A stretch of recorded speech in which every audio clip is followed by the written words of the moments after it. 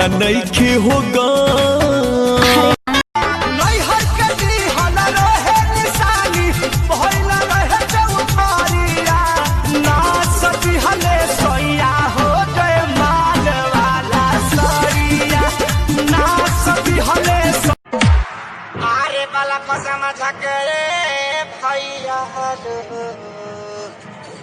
अरे बालक समझ के इतना देखा पावर हाउस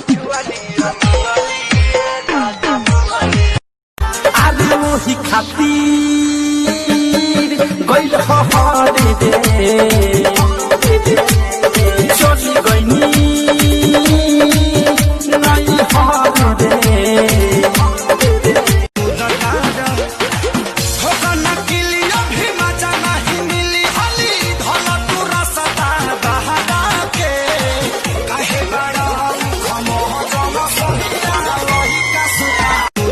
का कर लेबू बोला।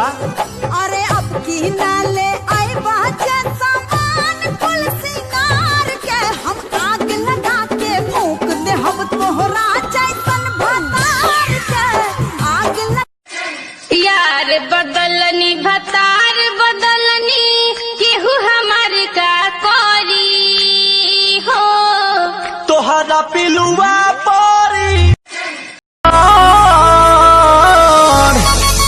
लागे डरई देवर करी घातिए राजा दिन रात रहे छतिए पर हाथिए राजा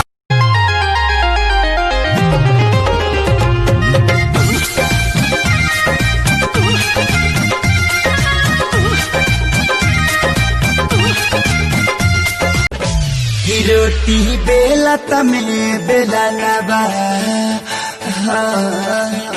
की रोटी बेलत में बेला नवा रतिया झुकल चूल्हा में रोटी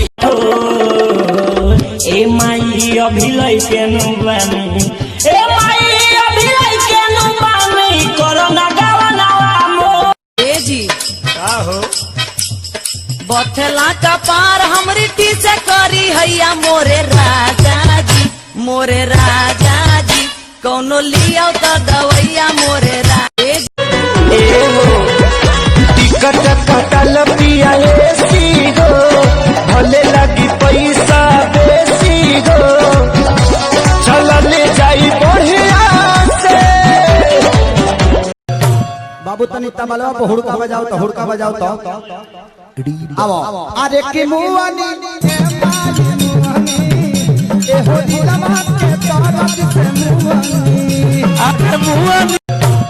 पता है हमारे यूपी बिहार में लगभग सारे लड़के कृष्णा कन्हैया होते हैं। लड़की सामने दिखी नहीं की देखनी काटी काटी अखिया जब वही दिन से निंदिया भटकल बा उसके बाद शुरू होता है हमारा प्रेम प्रसंग। पता है कहाँ? आम के गाछी में के माई आम के गाछी में। लेकिन ये मिलना मिलाना प्रेम प्रसंग कुछ दिनों बाद थम सा जाता है।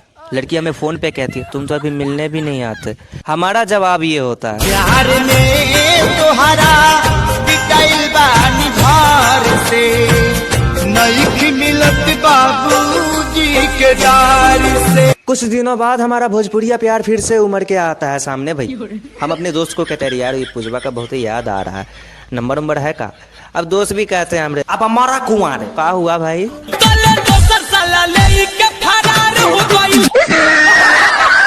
पता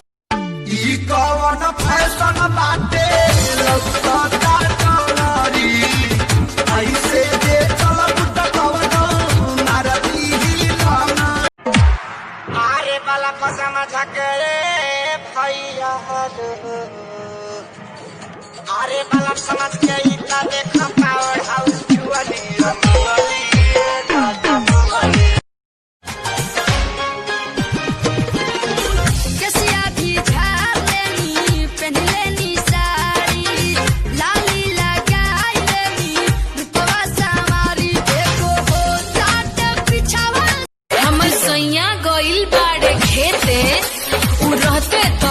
पैसा देते सही हो हमें सैया गइल बाड़े खेते उ रहते हमें सैया।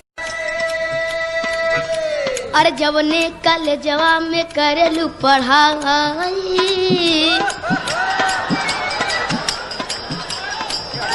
अरे जवने शांति रे भैया